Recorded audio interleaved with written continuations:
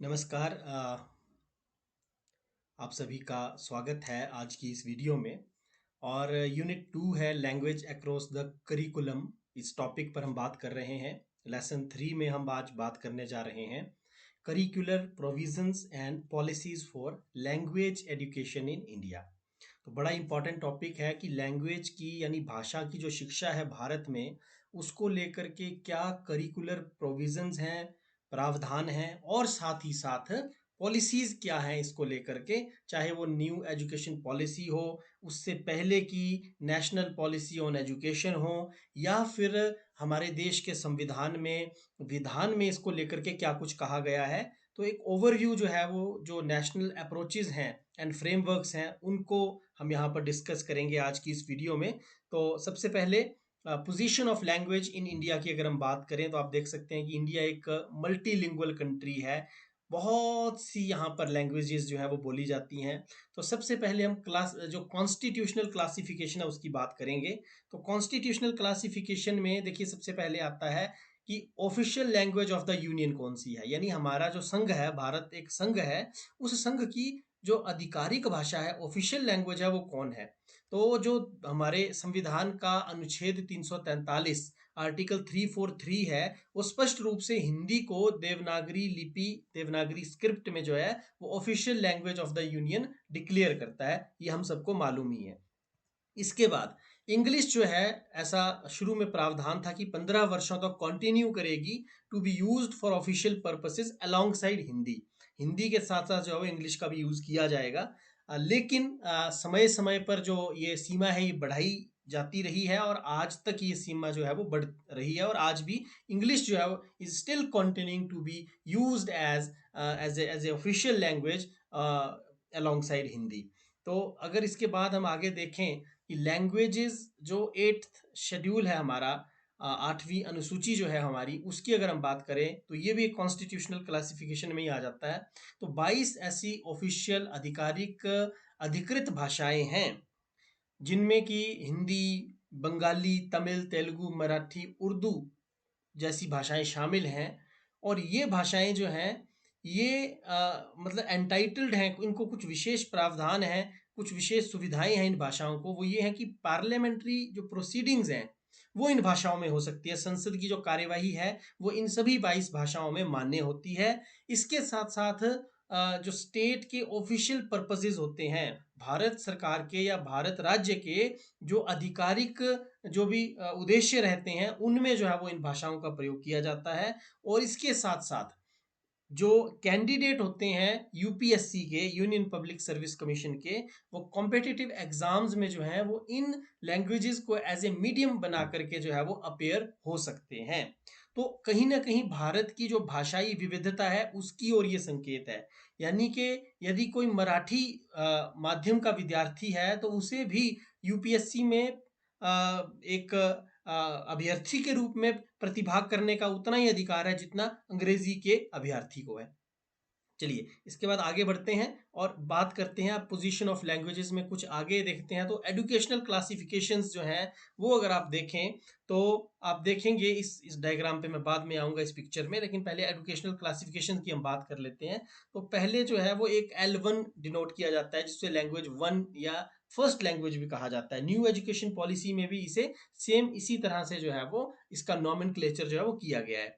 और टिपिकली ये जो फर्स्ट लैंग्वेज या L1 होती है, ये मदर टंग या होम लैंग्वेज इसे हम कह सकते हैं। और मीडियम ऑफ इंस्ट्रक्शन जो है वो अर्ली एजुकेशन में एज पर NEP 2020 इसे बनाना मैंडेटरी किया गया है, ऐसा प्रावधान है।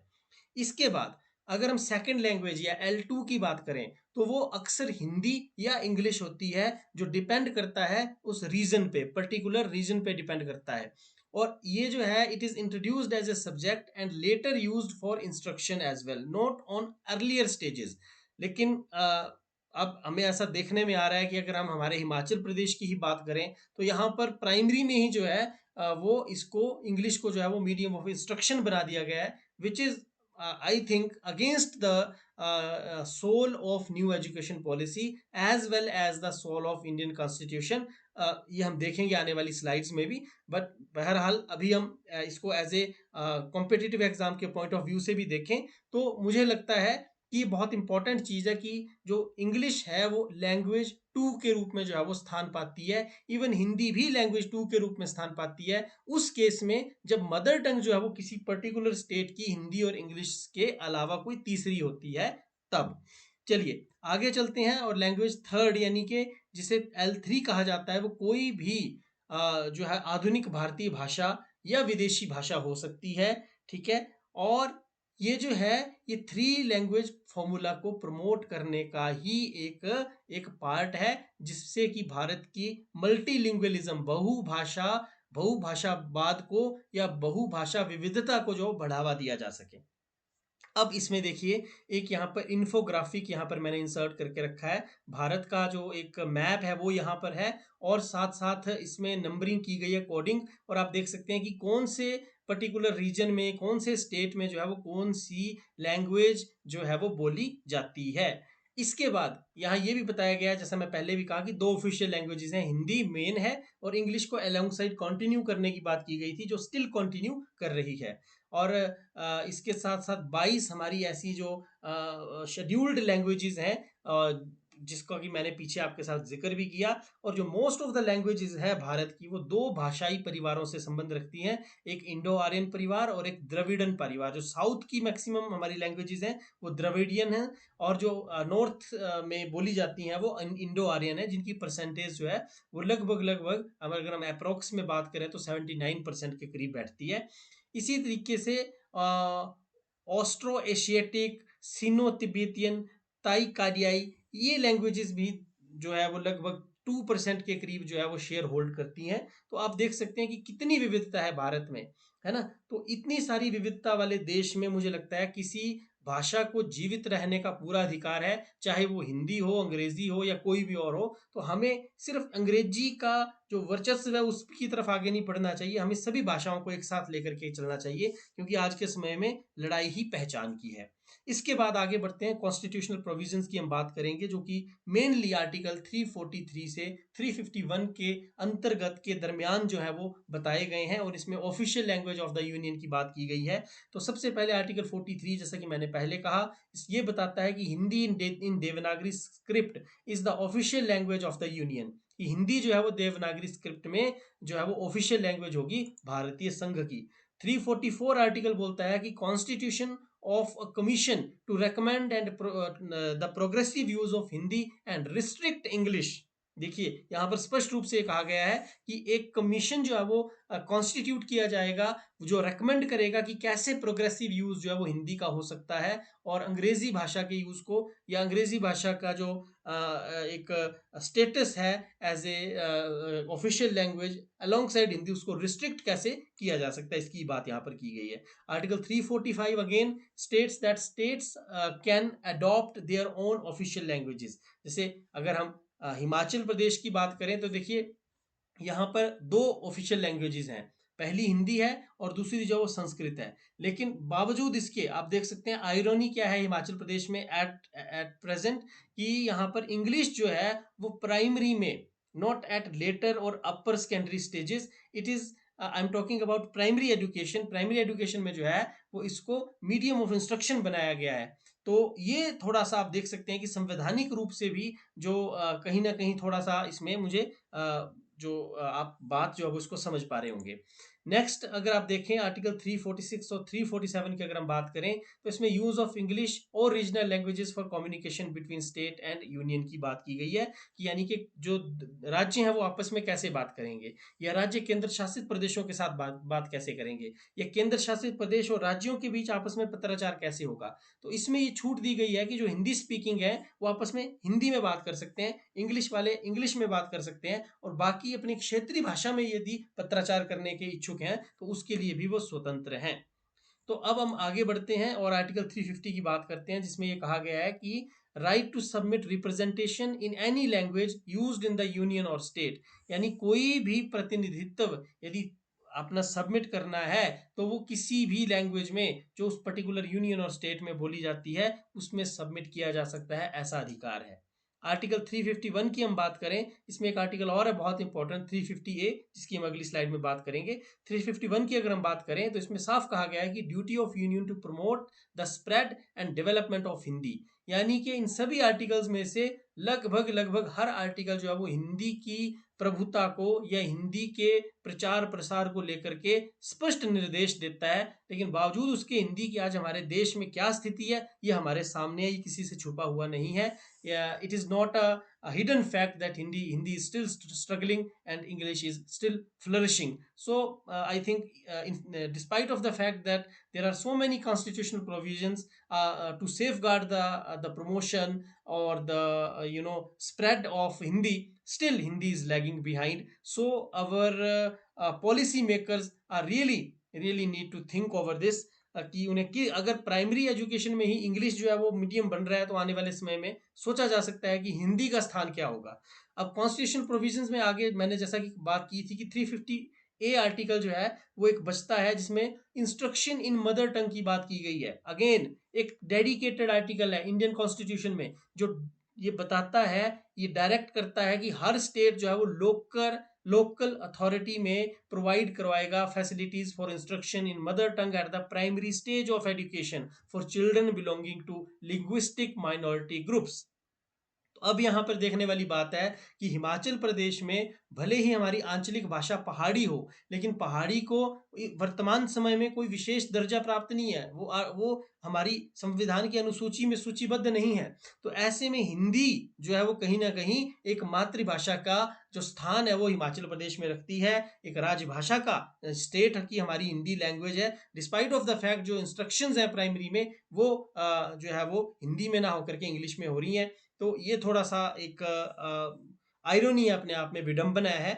तो ये आगे हम बढ़ेंगे इसमें और 8th शेड्यूल की बात करते हैं रिकॉग्नाइज्ड इंडियन लैंग्वेजेस की। अगेन हम ये पहले भी कर चुके हैं। तो there are 22 languages currently recognised by the constitution of India and these include Hindi, Bengali, Telugu, Marathi, Tamil, Urdu, Gujarati, Kannada, Oriya, Punjabi, Malayalam and others. Originally शुरुआत में 14 लैंग्वेजेस इसमें थी, एक्सपैंड हुई है धीरे धीरे, अमेंडमेंट्स हुए टाइम टू टाइम, और अब इनकी संख्या 22 है। पहाड़ी भी, हमारी हिमाचल प्रदेश की पहाड़ी भाषा भी स्ट्रगल में है, इसी दिशा में स्ट्रगल में, और इसीलिए हिमाचल प्रदेश में एक विशेष एक डेडिकेटेड डिपार्टमेंट, लैंग्वेज डिपार्टमेंट जो बनाया गया है, भाषा एवं संस्कृति विभाग। तो वो इसी के लिए काम करता है कि कैसे हिमाचल की जो पहाड़ी भाषा है उसको संरक्षित किया जाए, उसका संवर्धन किया जाए। तो अगर हम इसके सिग्निफिकेंस की बात करें तो languages in these schedules are eligible for representation in official commission and use in education and exams like UPSC, as I already discuss, so there is no need to elaborate it more. We will continue our next slide. Next अगर हम बात करें तो national education policy की यहाँ बात करना बड़ा ज़रूरी है, जो कि बिल्कुल अभी हाल ही में 2020 में आई है और बहुत एक चेंज मेकिंग हम यह कह सकते हैं, एक एजुकेशन पॉलिसी रही है। एटलीस्ट अगर हम बात करें, कम से कम कागज़ों में इससे बेहतर एजुकेशन पॉलिसी अब तक नहीं आई है। और अगर इसको प्रैक्टिकली हम इम्प्लीमेंट करते हैं तो मुझे लगता है कि भारत में शिक्षा की दशा और दिशा दोनों बदल सकती हैं। इसमें सबसे पहले एम्फेसाइज किया गया मल्टीलिंगुअलिज्म पे और मदर टंग के प्रमोशन पे। 3 लैंग्वेज फार्मूला को जो है वो उसको जो इम्पोर्टेंस दी गई है, ताकि जो रीजनल और नेशनल और इंटरनेशनल जो एक हमारा एक ट्रायंगल बनता है, वो एक हम कह सकते हैं कि ज़्यादा सुदृढ़ हो सके, जहाँ बच्चा रीजनली स्ट्रांग होगा, नेशनली स्ट्रांग होगा और इंटरनेशनली अगेन फिर वो जाकर के हम ये उम्मीद कर सकते हैं कि इंडिया को लीड कर पाएगा in a better sense. So I think मतलब वो जो ग्लोबल या हम जिसको कहते हैं कि लोकल टू ग्लोबल की जब हम बात करते हैं, पहले रीजनल लैंग्वेज आएगी, फिर भारत की अपनी मातृभाषा में उसकी अच्छी पकड़ होगी, और देन इंटरनेशनल लैंग्वेजेस में भी जब वो काम करेगा तो कहीं ना कहीं मुझे लगता है कि इसका एक पॉजिटिव इम्पैक्ट होगा। हो सकता है इसी चीज़ को देख करके जो हमारे नीति निर्माता हैं, पॉलिसी मेकर्स हैं, उन्होंने प्राइमरी में जो है वो इसको मीडियम ऑफ इंस्ट्रक्शन बना दिया गया हो, वो भी एक सोच हो सकती है। लेकिन I think it this thought must be reconsidered और रीथिंक अगेन, क्योंकि हो सकता है कि आने वाले समय में अंग्रेजी बहुत अच्छी तरह से फैल जाए देश में, लेकिन फिर हिंदी के बचाने का कहीं संकट उत्पन्न ना हो जाए और बाकी रीजनल लैंग्वेजेस का संकट उत्पन्न ना हो जाए, ये थोड़ा सा हमें देखना पड़ेगा। This is the only thing which we are buried of. जिसके बारे में हमें थोड़ा सा चिंतित होने की ज़रूरत है। तो अगर एनकरेज करें, इसमें हम देखें, इसमें साफ लिखा गया है कि इसमें एनकरेज क्या किया गया है कि अर्ली चाइल्डहुड एजुकेशन जो है वो होम और लोकल लैंग्वेज में होगी। इसमें एम्फेसाइज किया गया है संस्कृत और क्लासिकल लैंग्वेजेस को एंड फॉरेन लैंग्वेजेस को। तो हिमाचल प्रदेश में इस समय देखा जाए तो एक बड़ा एक विशेष प्रकार का सिनेरियो बन रहा है। मैं हिमाचल का एग्जांपल इसीलिए बार बार कोट कर रहा हूँ because I belongs to Himachal Pradesh. तो यहाँ मैं रिलेट कर पा रहा हूँ और मैं समझ पा रहा हूँ कि इस एग्जांपल से थ्रू आउट कंट्री जो कोई भी इस वीडियो को देखेगा वो रिलेट कर पाएगा कि हिमाचल में देखिए, जो हिमाचल की स्टेट लैंग्वेज है, फर्स्ट स्टेट लैंग्वेज है वो हिंदी है। तो कहीं ना कहीं नेशनल इंटीग्रेशन की बात है। सेकंड स्टेट लैंग्वेज है वो संस्कृत है। तो देखिए क्लासिकल लैंग्वेजेस को की जो भी है वो भी ध्यान रखा गया है यहाँ पर। और यहाँ जो प्राइमरी स्टेज पर इंग्लिश को जो मीडियम ऑफ इंस्ट्रक्शन बता दिया गया है, तो वो इंटरनेशनली भी बच्चों को स्ट्रॉन्ग बनाने की कोशिश है। तो एक बड़ा ही एक हम कह सकते हैं कि प्रयोग जैसा यहाँ पर किया जा रहा है। और हम ये उम्मीद करते हैं, ऐसी we hope that this experiment comes to positive end, ये एक सकारात्मक रूप से आगे बढ़े और अपने अंजाम तक पहुंचे, ऐसी हम उम्मीद करते हैं। अब इसमें देखिए कोठारी कमीशन की बात करना बड़ा ज़रूरी है जब लैंग्वेजेस की बात आती है। 1964 में ये बना था, 66 में इसने रिपोर्ट दे दी। और ये जो महानुभाव जिन्हें आप देख रहे हैं हम सभी जानते हैं, ये एक बहुत ही एमिनेंट स्कॉलर हुए हैं, एडुकेशनिस्ट हुए हैं। और इनका नाम है डॉक्टर DS कोठारी, दौलत सिंह कोठारी। अब aimed to shape a national education system that fosters unity, development and equity. एक ऐसा नेशनल एजुकेशन सिस्टम बनाने की ओर ये एम करता है जो डेवलपमेंट की में आगे बढ़े, देश को डेवलपमेंट की ओर लेके जाए, यूनिटी की ओर लेके जाए और साथ साथ इक्विटी की ओर भी लेकर के जाए। अब इसमें जो की रिकमेंडेशंस हैं लैंग्वेज को लेकर के, क्योंकि हमारा जो सब्जेक्ट है वो ही लैंग्वेज अक्रॉस द करिकुलम है, तो हम उसी के ऊपर बात करेंगे। तो इसमें देखिए क्या कहा गया है कि adoption of three language formula. Three language formula को अगर मैं बोलूं तो इसका जन्म संभवतः, या हम कहें कि एक प्रबल शुरुआत जो अगर इस फॉर्मूले की हुई है तो वो कोठारी कमीशन से ही हुई है। हालांकि इसकी बात पहले भी होती आई है, लेकिन इसको ठोस रूप से, मूर्त रूप से यदि किसी ने इसको एक स्थान दिया है अपनी रिकमेंडेशंस में, तो उनमें कोठारी कमीशन का नाम सबसे अग्रणी पंक्ति में आता है। अब देखिए इसमें फर्स्ट लैंग्वेज की अगर बात की जाए तो अगेन मदर टंग या रीजनल लैंग्वेज है। सेकंड हिंदी या इंग्लिश है। जो हिंदी स्पीकिंग स्टेट्स है वहाँ इंग्लिश है और इंग्लिश स्पीकिंग स्टेट्स में हिंदी है। इसी तरीके से थर्ड जो मॉडर्न लैंग्वेज हो सकती है, बट लेकिन वो भाषा नहीं होगी जो पहले दो ली जा चुकी हैं। ऐसा नहीं है कि एक ने मदर टंग मराठी ले ली और उसके बाद जो है वो हिंदी ले ली और उसके बाद फिर वो हिंदी ले रहा है, नहीं, फिर उसको उन दोनों के अलावा इंग्लिश या कोई और भाषा को चुनना पड़ेगा। अब इसका गोल क्या है? इसका गोल मैंने पहले बता दिया, नेशनल इंटीग्रेशन है और मल्टीलिंगुअल कॉम्पिटेंस को बढ़ावा देना है। अब मदर टंग को इसमें again as a medium of instruction बार बार ये चीज आ रही है कि प्राइमरी एजुकेशन जो है ये बच्चे की मदर टंग में होनी चाहिए और ये इंश्योर करे बेटर लर्निंग आउटकम्स। क्योंकि लर्निंग आउटकम्स बेटर कब हो सकती हैं? जब बच्चे को जो पढ़ाया जा रहा है वो उसी की भाषा में पढ़ाया जा रहा है, बच्चे के स्तर तक आकर के हमें बच्चे को पढ़ाना है। तो ये तभी हो सकता है जब उसकी जुबान में हम बोलेंगे। बच्चे की जुबान कोई और है, बच्चे की समझने की जुबान कोई और है और हमारे बच्चे को समझाने की जुबान कोई और है, तो कहीं ना कहीं एक लर्निंग गैप आने की संभावना बनी रहती है। और emphasised, it has emphasised particularly for tribal and linguistic minority groups. अब प्रमोशन ऑफ हिंदी की हम बात करते हैं। देखिए इसमें ये रेकमेंड किया गया है कि हिंदी को as a national language promote किया जाए और इसने सजेस्ट किया gradual reduction of dependence on English in official and educational setting. लेकिन ऐसा हो कहाँ रहा है? इंग्लिश पर रिडक्शन नहीं हो रही है डिपेंडेंस की, ये तो बढ़ती जा रही है डिपेंडेंस। इवन अब तो इंग्लिश को ही सुप्रीम बनाया जा रहा है। Supremacy of English over Hindi is being practised in India. So I don't think so कि आने वाले समय में हम ये उम्मीद कर सकते हैं कि हिंदी का प्रमोशन होगा। हिंदी रहेगी अपनी जगह पर, जिनको हिंदी से प्रेम है वो हिंदी बोलेंगे, लेकिन शायद ही वो दिन कभी आए जब हिंदी जो है वो अंग्रेजी को सब्सिट्यूट कर पाएगी। आई डोंट थिंक सो। अब रिटेंशन ऑफ इंग्लिश की भी बात है यहाँ पर कि English to continue as link language and medium of higher education, international communication and science and technology. यानी कि हर कोई इंटरनेशनल कम्युनिकेशन में नहीं जाएगा, जिसको वहां जाना है उसके लिए इंग्लिश जरूरी है, जिसने हायर एजुकेशन को लेना है उसके लिए इंग्लिश जरूरी है, वो भी उस समय ज़रूरी थी जब ये सजेशंस आए थे, बिकॉज़ उस समय इतना ज़्यादा मटेरियल हिंदी में उपलब्ध नहीं था। आज के समय में तो उपलब्ध होना चाहिए। आज के समय में इतना ज़्यादा काम हिंदी को लेकर के हो चुका है। हिंदी को हम सबसे वैज्ञानिक भाषा बोलते हैं। कंप्यूटर अगर सबसे अच्छा किसी भाषा को समझता है संस्कृत के बाद, तो वो हिंदी है। इतना सब कुछ होने के बावजूद भी अगर हम अंग्रेजी की ओर ही आगे बढ़ना है हमें, तो फिर इंग्लिश की रिटेंशन नहीं, हमें सीधा बोलना चाहिए कि इंग्लिश को ही सब कुछ बना दिया जाए, ताकि हमारे देश के बच्चे कम से कम एक तरफ आगे बढ़ें, वो एक बीच में गोता ना खाते रहें, कभी आगे कभी पीछे।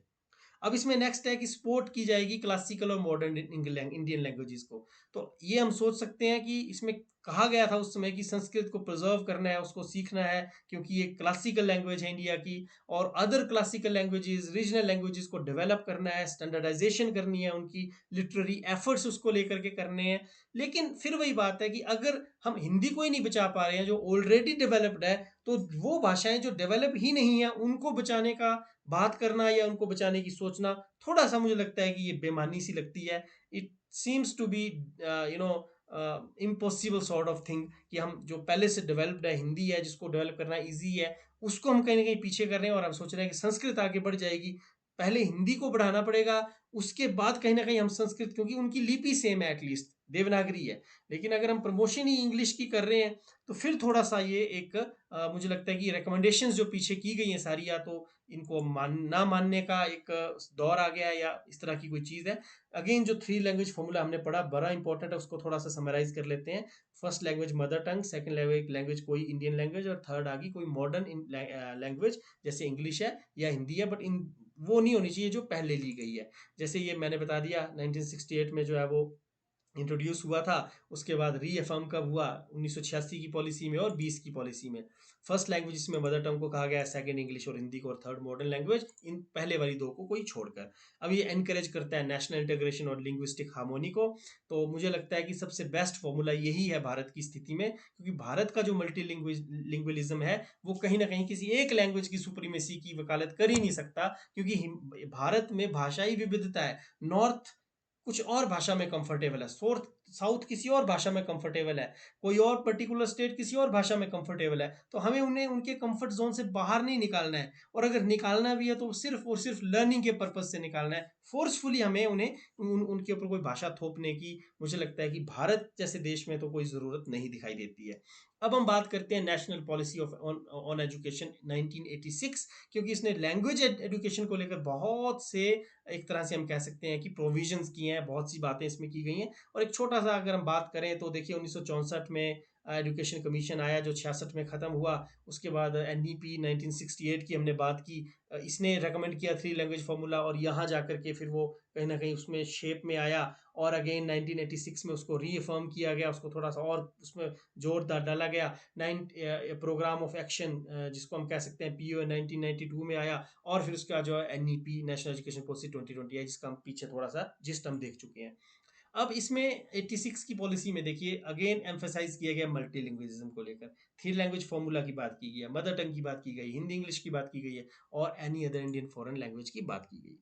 प्रमोशन ऑफ हिंदी की बात इसमें की गई है। अगेन सेम है, आप देखेंगे तो हेडिंग्स भी सेम है और अंदर की बातें भी सेम है, क्योंकि यही हर बार जितनी बार भी आकलन किया गया, जितनी बार भी कोई पॉलिसी बनी, और ये 86 की जो पॉलिसी है, ये पॉलिसी तो बहुत हद तक जो 68 की पॉलिसी थी उसको एक नेक्स्ट लेवल तक ले जाने की बात करती है। तो उससे ही इसकी जो है वो, मतलब इसका जो हम ये कह सकते हैं कि भ्रूण है वो 1968 की पॉलिसी में से ही निकला है, और वहीं से बड़ी हुई है। तो उसकी झलक तो इसमें दिखेगी, जैसे किसी बच्चे में बाप की झलक दिखती है, तो ये उस तरह से हम समझ सकते हैं कि 1986 की पॉलिसी और कुछ नहीं, 68 की पॉलिसी का ही 0.2 वर्जन है। इस तरह से इसमें सपोर्ट किया गया अदर लैंग्वेजेस को, जैसे शेड्यूल्ड लैंग्वेजेस की बात करें, क्लासिकल लैंग्वेजेस की बात करें, ट्राइबल माइनॉरिटी लैंग्वेजेस की बात करें। Medium of instruction again mother tongue की बात की गई है। इसके बाद जो है वो लैंग्वेज फॉर नेशनल इंटीग्रेशन की बात की गई है। इसके बाद करिकुलम और मटेरियल डेवलपमेंट की बात की गई है। तो देखिए इसमें साफ लिखा है कि टेक्स्ट बुक और मटेरियल जो है वो लैंग्वेज कौन सी होगी जिसमें वो डेवलप किया जाएगा, रीजनल और इंडियन लैंग्वेजेस। ठीक है। और स्ट्रेंथनिंग की जाएगी ट्रांसलेशन फैसिलिटीज की एंड लिटरेरी डेवलपमेंट की। और continued role of English again, क्योंकि English is a global link language, so we can't deny the importance of language English, but still we also have to keep our identity secured, keep our identity established, because our identity is our language, which is Hindi. अब इसमें अगर हम आगे चलें तो देखिए NCERT और NCF ने क्या कंट्रीब्यूट किया है। एनसीएफ 2005, एनसीएफ 2023 जो रिसेंटली आया है, वो लैंग्वेज लर्निंग को एज ए टूल मानता है for cognitive and social development. तो ये वेल एस्टेब्लिश्ड फैक्ट्स हैं, हमने पिछली वीडियोस में भी देखा। वाइगोत्स्की की बात कर लें, वो सोशल डेवलपमेंट के लिए लैंग्वेज को इंपॉर्टेंट मानते हैं। बेंड्यूरा की बात कर लें, वो सोशल डेवलपमेंट के लिए लैंग्वेज को इंपॉर्टेंट मानते हैं। इसके अलावा अगर हम बात करें जीन प्याजे की, इसके अलावा अगर हम बात करें स्किनर की, वो कॉग्निटिव डेवलपमेंट के लिए लैंग्वेज को इंपॉर्टेंट मानते हैं। चॉम्स्की की हम बात कर सकते हैं। चॉम्स्की ने क्या कहा था, लैंग्वेज एक्विजिशन डिवाइस है जो बच्चे को सीखने के लिए अभिप्रेरित करता है, उत्प्रेरित करता है। ठीक है, वो चॉम्स्की ने साफ कहा था कि लैंग्वेज पहले आती है, थॉट्स उसके बाद आती हैं। शुरू में वो अलग अलग होती हैं, उस 0 वर्ष की आयु में, मतलब पैदा होते होते 1 साल तक वो नज़दीक आ जाती हैं।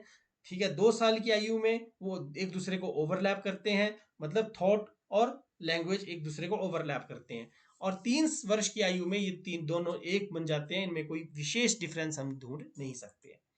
इसमें एम्फेसाइज किया गया है एनसीएफ में कम्युनिकेटिव कॉम्पिटेंस एंड मल्टीलिंगुअलिज्म पे, यानी बच्चे को भाषा, ये नहीं कि रूल सारे पता है बोल सकता नहीं है, ऐसा नहीं होना चाहिए। भले ही बच्चे को रूल्स में थोड़ी बहुत गड़बड़ हो, लेकिन अगर वो अच्छा वक्ता है, अच्छा संप्रेषक है, तो मुझे लगता है वो ज़्यादा बढ़िया है, क्योंकि ultimately language is a utility skill. ये ऐसी स्किल है जिसकी यूटिलिटी है। इसको अगर हम यूज ही नहीं करेंगे तो मुझे नहीं लगता कि इसका कोई फायदा है। और मल्टीलिंगुअलिज्म तो हमारे, मैंने जैसे पहले भी कहा कि हमारे देश की संस्कृति की, भाषाई विविधता की एक आत्मा है, एक सोल है। एनसीईआरटी देखिए टेक्स्ट बुक्स बनाता है, प्रमोट करता है इंक्लूसिव और इक्विटेबल लैंग्वेज लर्निंग को।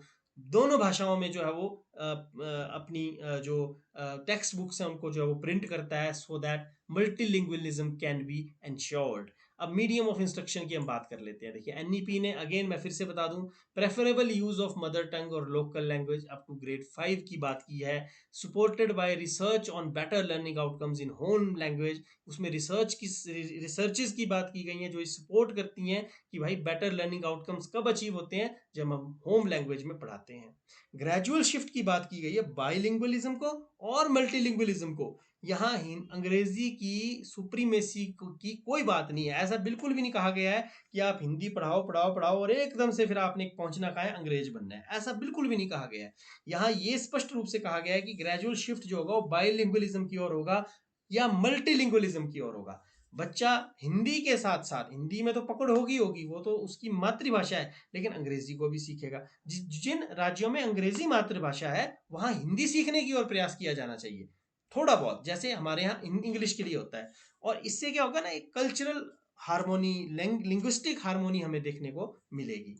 आगे अगर हम सीबीएसई और स्टेट बोर्ड्स की बात करें या केंद्रीय विद्यालय की बात करें, तो इन्होंने सीबीएसई ने में 3 लैंग्वेज फॉर्मूला पॉलिसी को जो है वो इम्प्लीमेंट किया गया है। ये हिंदी और इंग्लिश दोनों को प्रमोट करते हैं। स्टेट बोर्ड्स रीजनल लैंग्वेजेस को जो काफ़ी हद तक जो है प्रमोट करते हैं, जैसे हिंदी में अभी हिमाचल प्रदेश बोर्ड में अभी रिसेंटली एक बुक पब्लिश हुई थी, या एक सिलेबस में ऐड की गई थी 6th ऑनवर्ड्स, जिसका नाम था हिमाचल प्रदेश की लोक संस्कृति। तो ये चीज़ें स्टेट बोर्ड्स की ओर से की जा रही हैं मल्टीलिंगुअलिज्म के लिए। केंद्रीय विद्यालय की बात करें तो यहाँ मल्टीलिंगुअल सेटअप है, और बहुत अक्सर हमें यहाँ बाइलिंगुअल एजुकेशन भी देखने को मिल जाती है। अब इसमें चैलेंजेस तो बहुत सारे हैं। चैलेंजेस में हम सभी जानते हैं कि कौन कौन से चैलेंजेस हैं। सबसे पहले है रेजिस्टेंस टू लर्निंग 3 लैंग्वेजेस। जिनको एक आती है वो दूसरी नहीं सीखना चाहते, और जिनको दूसरी आती है वो तीसरी नहीं सीखना चाहते। इंफ्रास्ट्रक्चरल गैप है, ट्रेंड टीचर्स की कमी है, रिसोर्सेज की कमी है, लैंग्वेज लैब्स की कमी है। इसके साथ साथ अर्बन रूरल डिवाइड है। जो अर्बन एरियाज हैं, शहरी क्षेत्र हैं, वहाँ फिर भी फैसिलिटीज़ हैं, बट जो रूरल एरियाज हैं they are lagging behind in all sort of facilities because of the shortage of monetary availability.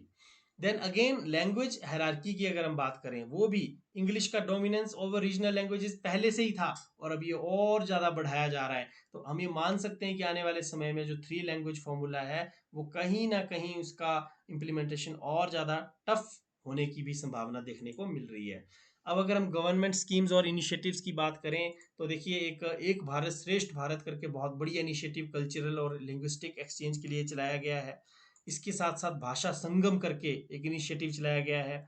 उसके साथ साथ निपुण भारत बड़ा इंपॉर्टेंट एक FLN पे आधारित एक मिशन है, एक नेशनल फ्लैगशिप मिशन है मिनिस्ट्री ऑफ एजुकेशन का, जो न्यूमरेसी और लिटरेसी पर फोकस करता है, और वो भी पर्टिकुलरली लोकल लैंग्वेज में। जो निपुण लक्ष्य चार्ट्स भी बनाए गए हैं वो हिंदी, मैथमेटिक्स में और इंग्लिश में बनाए गए हैं। द रीज़न बीइंग कि भाई जो बच्चा है वो न्यूमरेसी में और लिटरेसी दोनों में आगे बढ़ सके।